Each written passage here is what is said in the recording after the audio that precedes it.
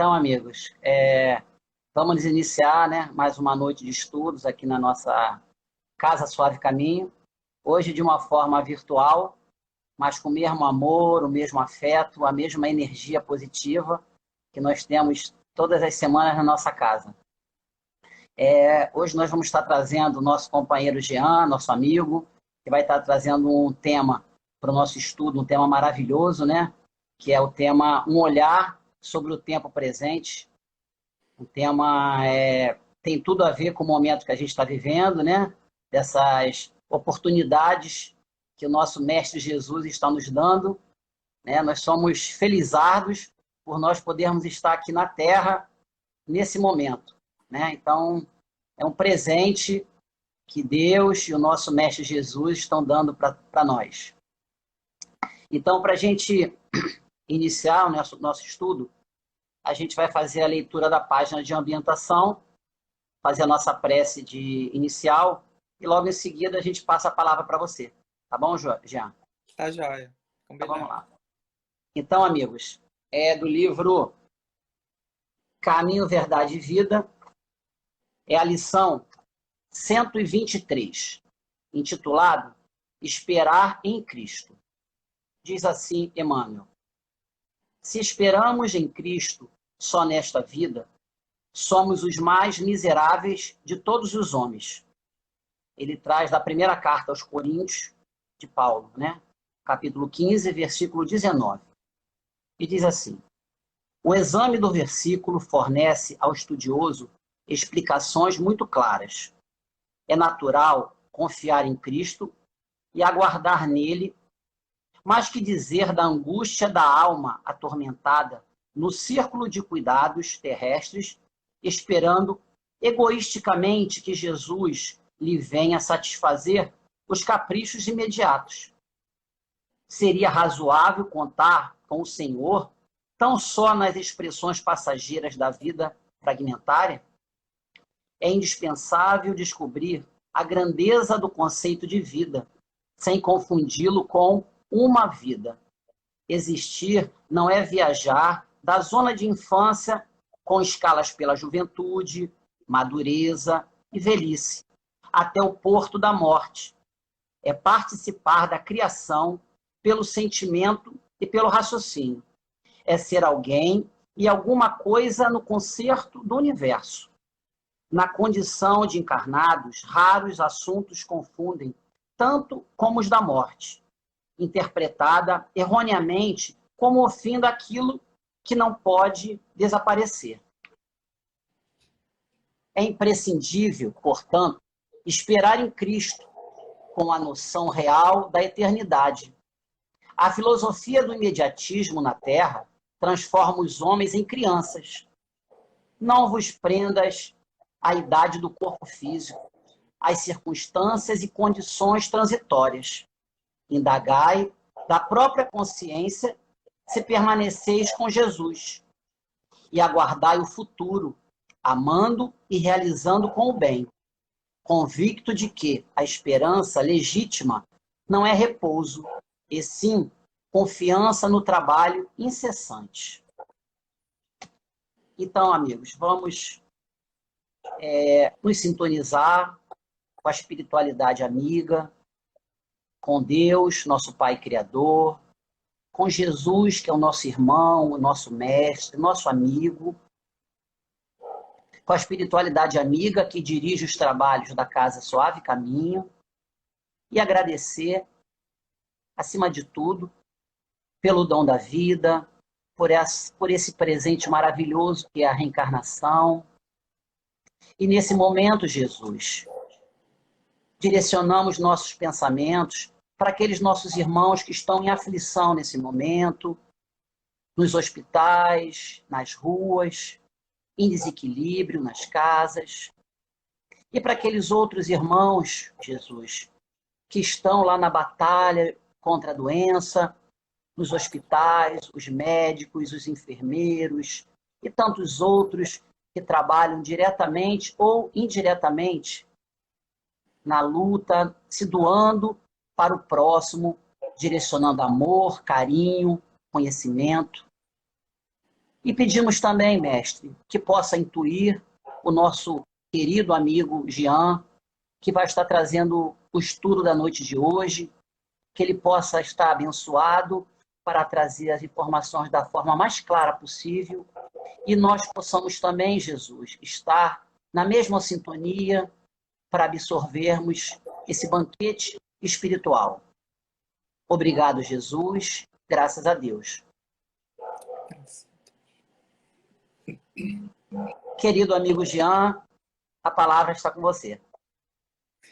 Bom, primeiramente, gostaria de agradecer o convite. É um prazer estar aqui com vocês.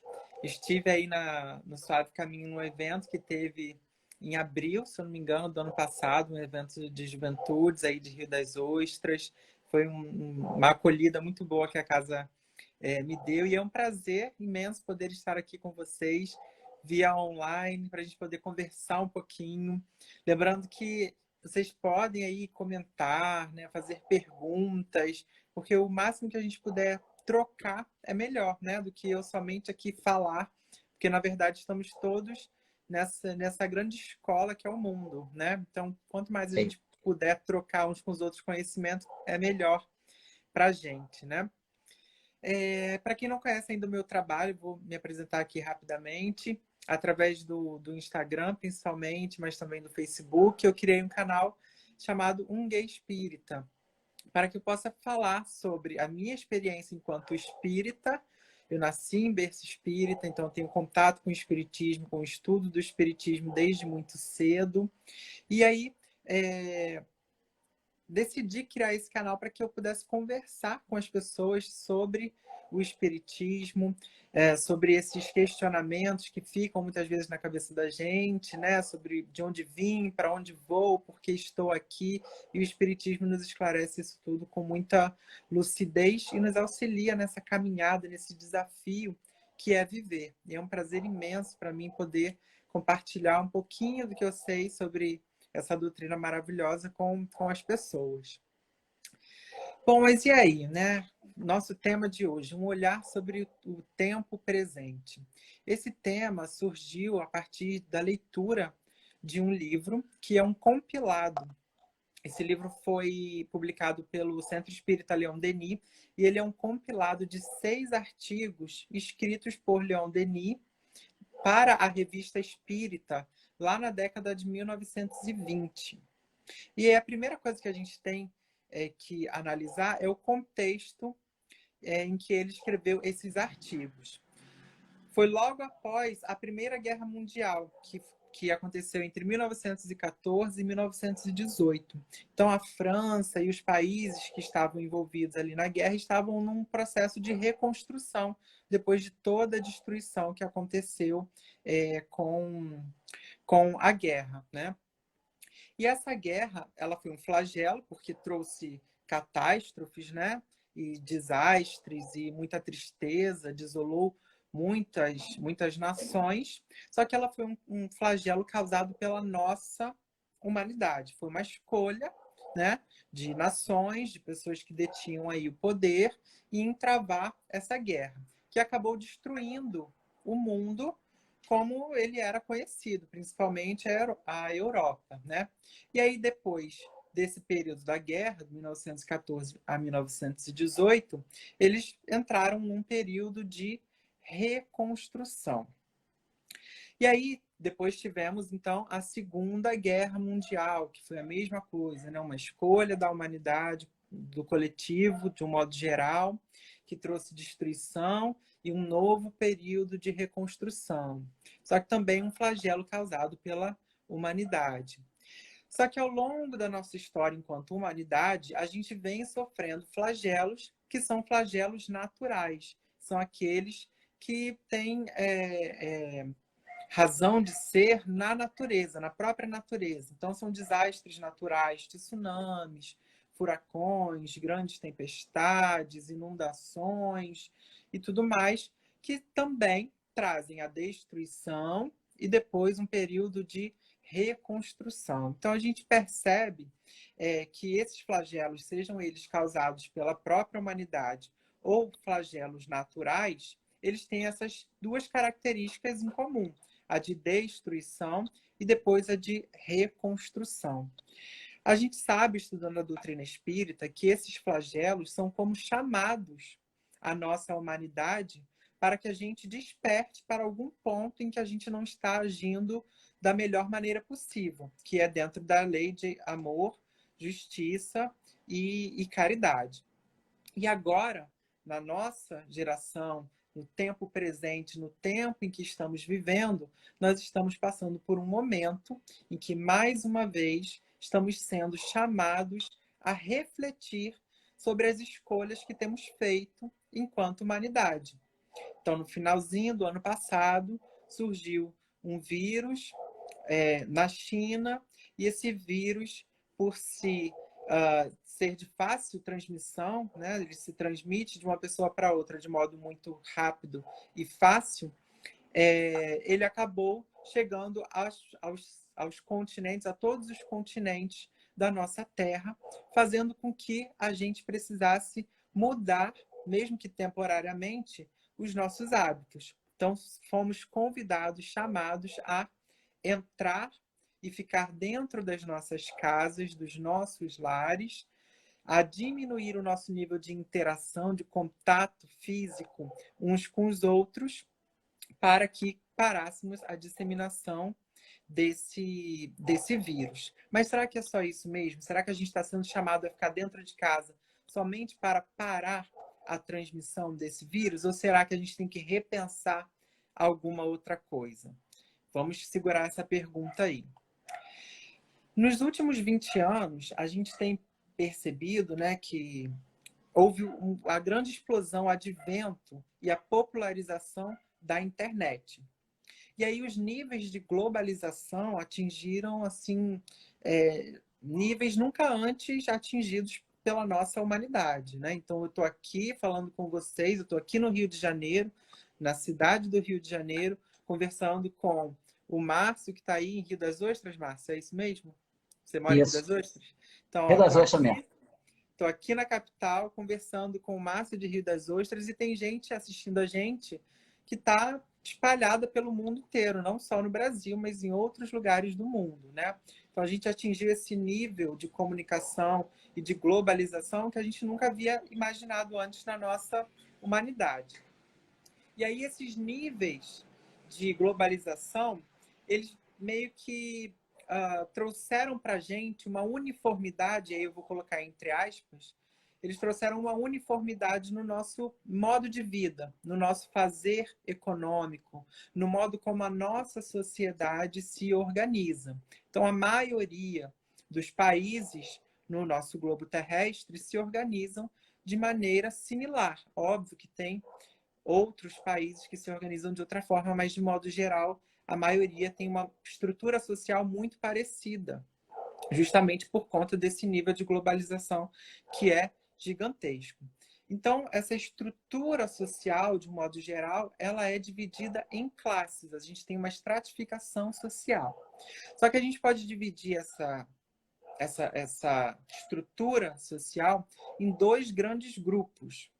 O primeiro grupo é o dos detentores do capital, ou seja, aqueles que detêm fortunas em suas mãos e, por isso, detêm o poder e o controle sobre o outro grupo, que é o grupo o detentor da mão de obra, que vende os seus talentos, a sua força de trabalho para esse primeiro grupo, que é o dos detentores do capital. Só que essa relação desses dois grupos é uma relação de exploração e não uma relação de colaboração.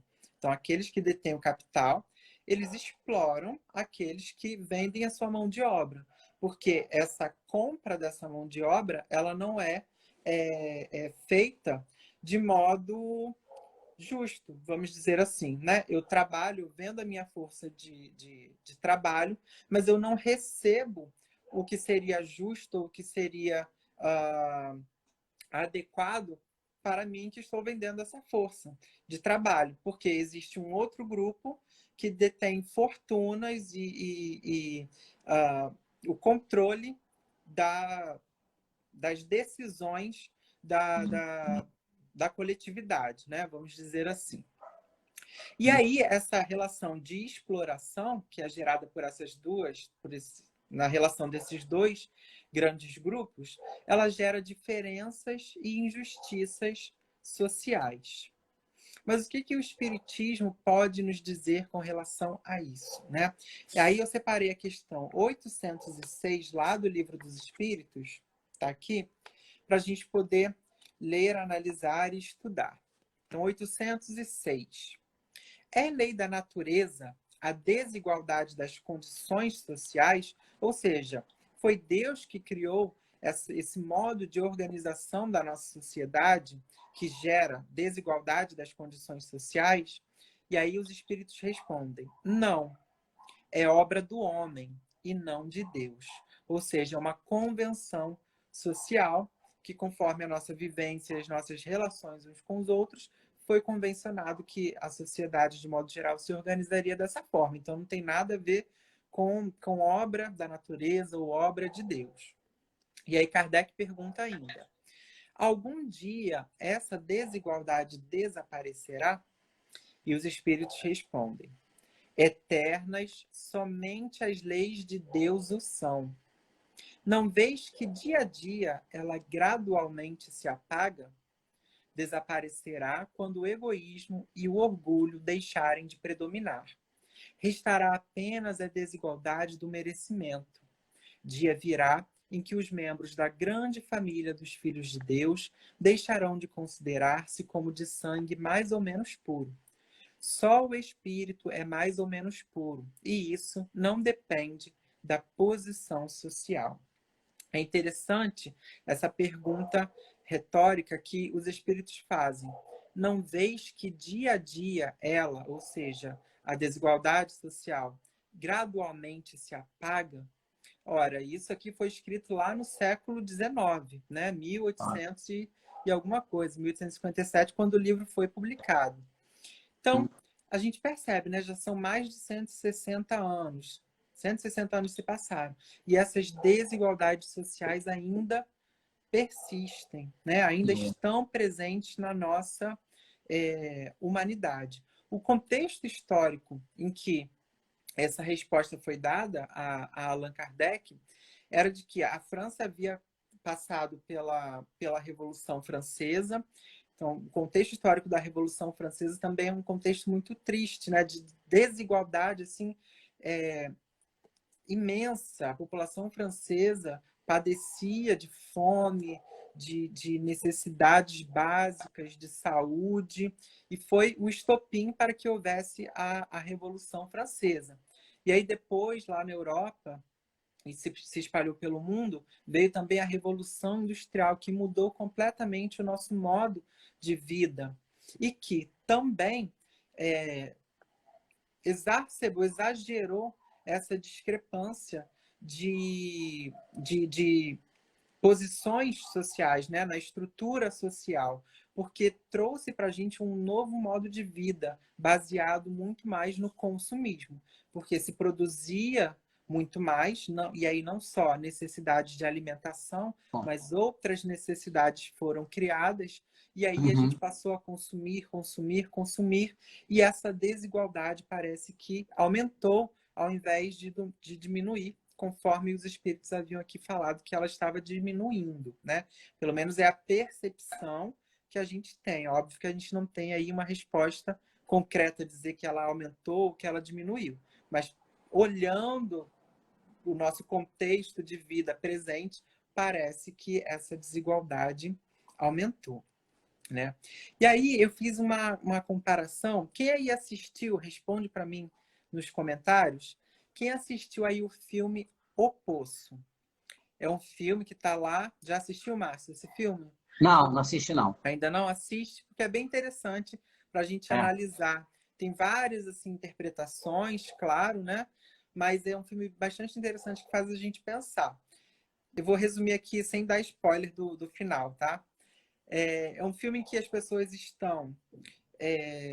vão voluntariamente para esse lugar que é chamado O Poço, que é uma torre que tem diversos níveis. Em cada nível ficam duas pessoas.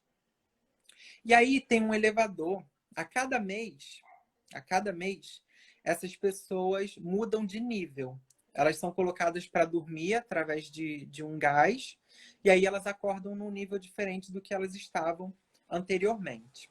Para que essas pessoas se alimentem, existe uma plataforma que ela é alimentada, são colocados diversos pratos, diversos alimentos ali nessa plataforma no nível 0, e aí essa plataforma vai descendo para o 1, 2, 3 e assim sucessivamente com esses alimentos. Então as pessoas que estão nos primeiros níveis, elas conseguem se alimentar mais do que as pessoas que estão nos níveis mais baixos, que acabam, muitas delas, ficando sem alimento, porque os primeiros níveis vão lá e detonam o banquete quase que todo, né? Só que uma das personagens, quando ela entra no poço, conversando com o personagem principal, ela diz que uma das soluções para que todos pudessem ter o acesso a esses alimentos seria a solidariedade espontânea. Um dos objetivos ali seria despertar nas pessoas a solidariedade espontânea, ou seja, cada um comer o suficiente, cada um se alimentar daquilo que seria suficiente para si. E aí, então, na teoria, esse alimento conseguiria chegar até o último nível. O problema é que eles não sabem ao certo quantos níveis existem nessa plataforma. E aí, ao longo do filme, mais para o final, eles vão descobrindo qual é o número desse nível e se daria certo ou não essa possibilidade da solidariedade espontânea, né? De cada um somente se alimentar daquilo que é necessário para si. Então, fazendo essa comparação, será que a solidariedade espontânea seria possível em nossa sociedade? Será que seria possível que todos, então, fossem iguais, recebessem somente... se a gente distribuísse as nossas riquezas, os nossos alimentos de modo igualitário, será que seria possível a gente ter uma sociedade mais justa? Então, vamos ver as questões lá de Kardec. Questão 705. Kardec... Jean, Oi, pode falar. de uma certa forma, a gente já está vendo isso acontecer, né? Através desse momento de dor, de dificuldade de muitos, né? Esse compartilhamento já está acontecendo, né? E o próprio Allan Kardec ele traz para a gente com relação a a questão do mal, do egoísmo, que muitas vezes acontece o excesso para que as pessoas acabem, como a gente diz hoje em dia, caindo a ficha, né? Para que a partir daí venha a solução do problema. Né? Na Gênese, Kardec vem esclarecendo isso de forma bem clara. Esse excesso, às vezes a gente passa do ponto para ter o excesso do mal, para que a partir dali a gente consiga dar a volta e conseguir prosseguir no bem, né? Exatamente, exatamente. É o momento da destruição, né? Esses flagelos são chamados para que a gente destrua alguma coisa, para que uma coisa nova surja, né? Nem sempre dá certo, como a gente tem visto aí ao longo da história da nossa humanidade. Então a gente precisa ter assim a esperança de que com tudo isso que está acontecendo no nosso mundo, que está atingindo aí os 5 continentes do globo, né?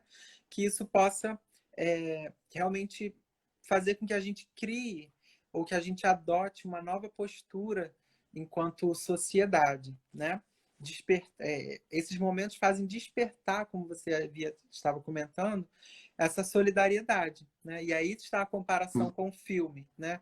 Será que nesse momento de dificuldade a gente está deixando essa solidariedade vir à tona? Ou será que a gente está se tornando mais egoísta, né? E acumulando, com medo de faltar para a gente? Da Né? falta. Exatamente. Então, lá na questão 707, Kardec pergunta assim: é frequente a certos indivíduos faltarem os meios de subsistência, ainda quando os cerca a abundância. A que se deve atribuir isso? Os espíritos respondem: ao egoísmo dos homens, que nem sempre fazem o que lhes cumpre. Depois, e as mais das vezes, devem-no a si mesmos. Buscai e achareis. Estas palavras não querem dizer que, para achar o que deseje, basta que o homem olhe para a terra, mas que lhe é preciso procurá-lo, não com indolência, e sim com ardor e perseverança, sem desanimar ante os obstáculos, que muito a miúde são simples meios de que se utiliza a providência para lhe experimentar a constância, a paciência e a firmeza. Tem algumas coisas interessantes aqui para a gente comentar, né? Então ele coloca no egoísmo essa diferença, né, social de uns viverem em abundância e uns viverem com tão pouco. Porque justamente o homem não faz aquilo que lhes cumpre, que era agir dentro da lei de justiça, amor e caridade, fazer ao outro somente aquilo que gostaríamos que fizessem a gente. Só que aí Deus, em sua sabedoria infinita, se utiliza dessa convenção social que a gente adota, né, para fazer com que a gente aprenda. Ou seja, ele utiliza isso como um recurso pedagógico. Então, aquele que abusou em algum momento passado, viveu em excesso, numa lei de causa e efeito, ação e reação, num outro momento passará por dificuldade para que aprenda a dar valor e a viver com aquilo que somente lhe é necessário. E essa situação de viver somente com o que é necessário vai servir de recurso também, naquele momento, para que o outro que está vivendo numa situação de abundância possa aí despertar, então, nesse indivíduo a solidariedade de dividir, de compartilhar os seus recursos com aquele que tem menos. E lá na questão 700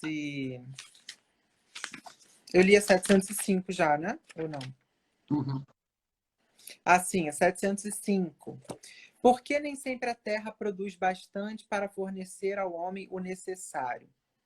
É que, ingrato, o homem a despreza. Ela, no entanto, é excelente mãe. Muitas vezes também ele acusa a natureza do que só é resultado da sua imperícia ou da sua imprevidência.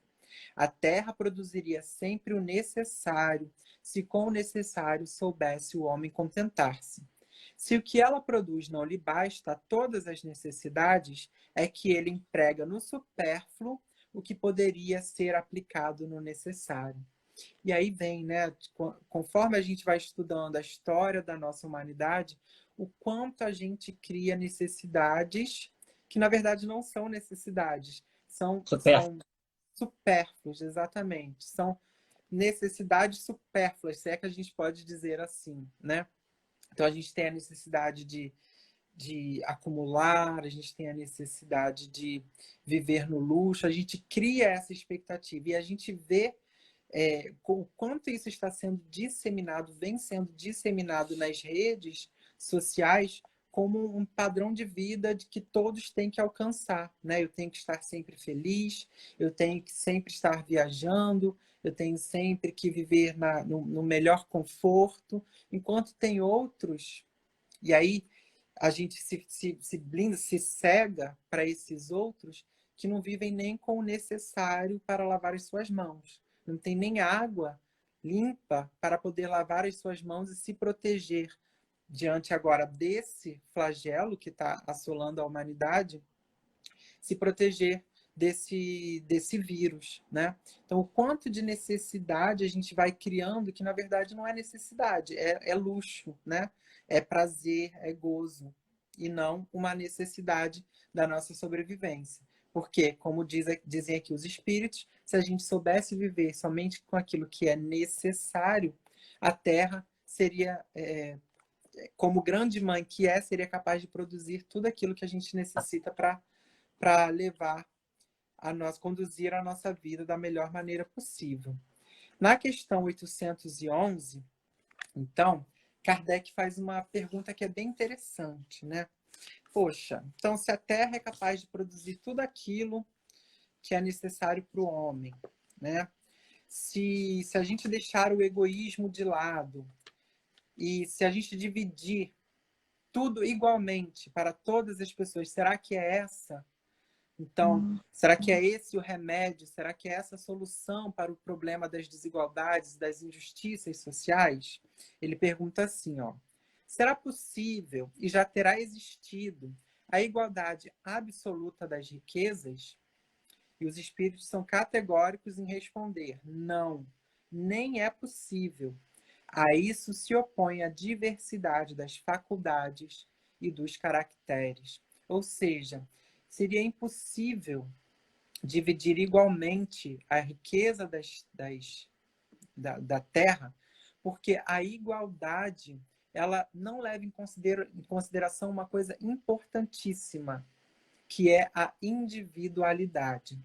Igualdade, lá no dicionário, significa fato de não se apresentar diferença de qualidade ou valor, ou de, numa comparação, mostrarem-se as mesmas proporções, dimensões, naturezas, aparências, intensidades, uniformidade, paridade, estabilidade. Ou seja, nós, enquanto espíritos imortais, somos seres individuais, nós temos a nossa individualidade.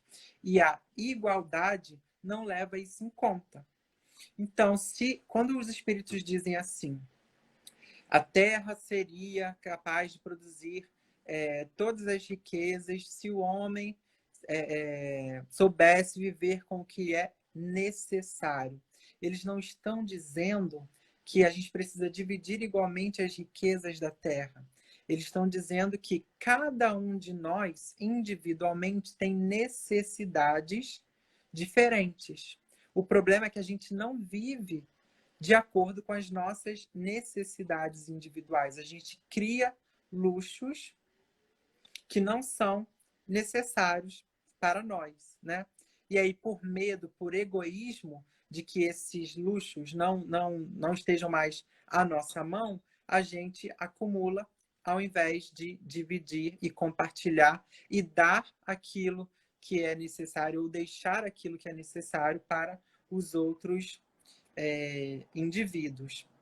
Então, muito possivelmente, a gente poderia perguntar aos espíritos, então, já que não é possível que haja igualdade absoluta das riquezas, será que seria possível a equidade absoluta das riquezas? E aí, para quem não sabe, equidade é a virtude de quem ou do que manifesta senso de justiça, imparcialidade, respeito à igualdade de direitos. Ou seja, se a gente então distribuísse as nossas riquezas, compartilhasse as nossas riquezas de modo equânime, nós estaríamos vivendo dentro dessa lei de justiça, amor e caridade. Porque para ser equânime, ela precisa estar pautada no senso de justiça.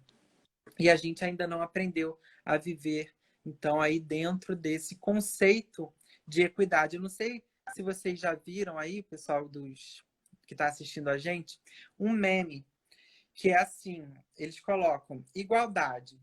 Tem 3 bonequinhos, 3 personagens tentando ver um campo, só que na frente deles tem um muro. E esses 3 personagens têm alturas diferentes. Então, o primeiro, que é o mais alto, ele consegue ver o que está atrás do muro. O outro, que é mais baixo, ele não consegue ver o que está. Os outros 2 são mais baixos e não conseguem ver o que está do outro lado do muro. Todos eles estão numa plataforma que tem a mesma altura. Então, eles estão iguais, certo? No nível de altura, na plataforma. Só que o primeiro é mais alto, então ele consegue ver o outro lado. Os outros 2 não. Isso seria igualdade, ou seja, todos têm acesso ali àquela plataforma, mas nem todos conseguem enxergar o que está do outro lado. Na equidade, não. A plataforma se ajusta conforme a necessidade de cada um. E aí os 3 bonequinhos conseguem enxergar o outro lado do muro. Isso, então, é equidade. Isso é estar pautado, é pautar as nossas ações, os nossos programas e projetos sociais no senso de justiça.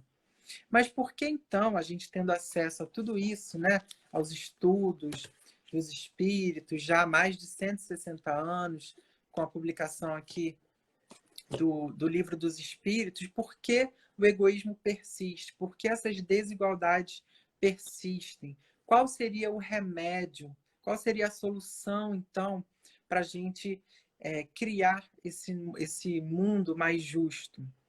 Leon Denis, nesses 6 artigos que ele escreveu e que geraram esse compilado que o Centro Espírita Leon Denis publicou, e que se chama Um Olhar sobre o Tempo Presente, tinha uma pessoa aqui perguntando, então esse é o tema da nossa fala, Um Olhar sobre o Tempo Presente.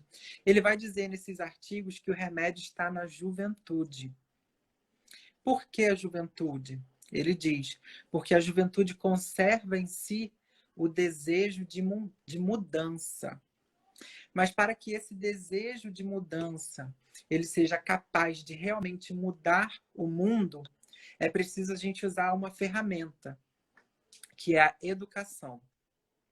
Só que essa educação não é aquela que a gente vem fazendo aí ao longo dos séculos até hoje. Ela precisa ser uma educação integral. E a educação integral, ela não é só do conhecimento científico, mas ela é aquela também do autoconhecimento. Ela é aquela que responde às perguntas: de onde vim, por que estou aqui e para onde vou. Ou seja, é aquela educação que leva em consideração os nossos sentimentos e a nossa individualidade enquanto espíritos, enquanto seres imortais. Para ele, para Leon Denis, esse ensino ele não é o de conversão das pessoas às ideias espíritas ou para que as pessoas adotem a religião espírita. Não é isso. Mas é fazer com que esses conhecimentos, que são verdades universais, estejam à mão, estejam acessíveis a todo mundo. Então, para Leon Denis, esses conhecimentos precisariam ser levados pelo Estado para toda a população, para todas as pessoas. Esse seria o remédio para ele, naquele momento de destruição pelo qual a sociedade passava, lembrando o contexto histórico que eles estavam acabando de sair da Primeira Guerra Mundial, para que essa reconstrução, depois do flagelo que destruiu muitas nações, seria a educação integral, então, a resposta para reconstruir um novo modelo de sociedade que não estivesse mais pautada no egoísmo, mas nessa lei de justiça, amor e caridade. Não será essa, então, a resposta para o momento que a gente está passando agora? Porque a gente está vendo aí que o nosso modelo econômico, o quanto ele é frágil, né? Porque se a gente para de trabalhar, se a gente para de produzir, ele rui, esse modelo vai cair por terra, certo? Então ele é muito frágil, ele está aí já à beira do precipício, pode dar tudo muito errado, mas ele só vai dar errado se a gente fizer a escolha errada. Tem uma frase, e aí para quem é fã de Harry Potter, como eu, tem uma frase de um dos personagens, o Dumbledore, que ele diz assim para o Harry, que é o personagem principal: tempos difíceis estão por vir, Harry. Em breve teremos que escolher entre o que é certo e o que é fácil. Então a gente tem repetidamente escolhido o que é fácil, né? A gente repetidamente passa por diversos chamados, por diversos flagelos para a gente mudar a nossa postura enquanto sociedade, enquanto humanidade, mas a gente sempre faz a escolha fácil, que é voltar para o que a gente já conhecia, o que a gente já sabia, repetir o modelo, né? E agora nós estamos, mais uma vez, sendo chamados. Cabe a nós fazer essa escolha de continuar fazendo o que é fácil ou fazer agora o que é certo. Para Leon Denis, toda mudança ela passa pelo momento de destruição, né? Existem ciclos na natureza. É a ordem, a desordem e a nova ordem. Então a gente conhece um modelo e a gente vive alegre nele, né? A gente vive assim satisfatoriamente nele. Só que esse modelo é chacoalhado por alguma coisa que assola a humanidade. E aí vem a destruição. E a gente é obrigado a reconstruir, a construir de novo. E essa construção pode ser mais do mesmo ou ela pode ser diferente. Então, que a gente saiba, nesse momento, fazer a escolha daquilo que é certo, mudando realmente os nossos hábitos, nosso modo de vida, que a gente se paute cada vez mais na solidariedade, na equidade, vivendo cada dia mais dentro da lei de justiça, amor e caridade, que essa é a maior lei e essa é imutável, porque é criada por Deus, nosso Pai, essa inteligência suprema, criadora de todos os seres e de todas as coisas, que jamais nos abandona. Muito obrigado, gente, por me ouvirem.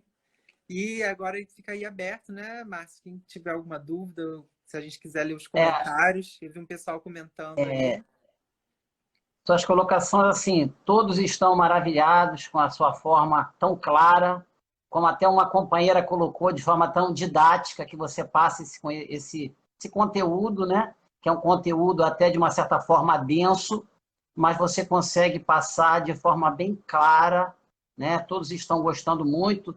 Se alguém tiver alguma pergunta, ainda temos aí mais 3 minutinhos. Então, já na reta final. A Geisa coloca assim: já se falava em educação integral, porém acho que este momento pelo qual passamos é para concretizarmos, né, essa educação, né? Com certeza. Essa colocação que você faz, esse link com o Harry Potter, o Cristo já falava isso, né, através do apóstolo João, quando ele dizia que aqui na Terra nós íamos ter aflições, mas ele dava a esperança, tenha um bom ânimo, né? Ele venceu o mundo. Então, assim, vamos ter essas dificuldades, e da mesma forma que você, eu sou muito otimista. Eu estou muito otimista com relação a essa mudança desses paradigmas aqui na Terra. Eu acho que a gente vai conseguir efetivamente dar um ganho, né? Claro que não vai ser instantâneo, mas eu acho que nós estamos no caminho certo, né? Deixa eu ver se mais alguém tem alguma colocação. Em geral, estão parabenizando pela clareza que você trouxe.